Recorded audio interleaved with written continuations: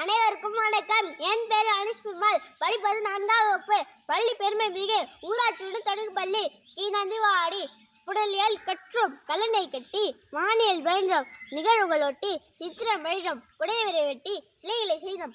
உளிகளை தட்டி கணக்கையால் தெளிந்தோம். கோவில்கள் கட்டி வீரத்தை வளர்த்தோம். மாடிகளை முட்டி கடனில் இழந்தோம். பாய்மரம் கட்டி பெருங்கடலில் ஆண்டோம்.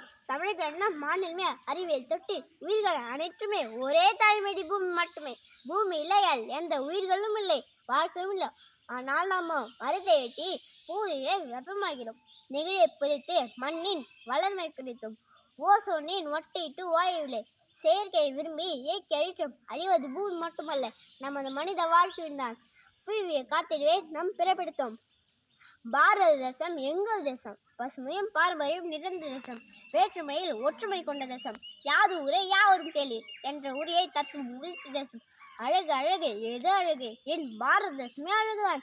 எங்கு பசுமை எங்கு பசுமை, பசுமையிலே என் பாரத தேசமே அழகு. நீலக்கடலில் அலை அழகு, கருமுகில் தந்த மழை அழகு, மழை தரும் மரமும் காடும் அழகு. நாட்டின் பசுமையை காத்திடவே நிறைய மரக்கன்றுகளை நட்டிடுவோம். மழை பொழியை செய்கிறோம்.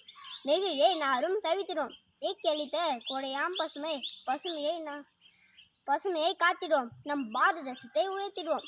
வெட்டப்பட்ட மரங்களால் வெப்பமானது பூமி பந்து, துளிமழையும் நனைக்கவில்லை. துயருண்ட விளை நிலத்தை நெகிழி குப்பைகளால் பலியாகினோம். வானவிலங்கு ஓசோனின் ஒட்டிட்டு வாயுவிலை மண்ணை மாசாக்கினோம். இயற்கையை காப்போம். நன்றி.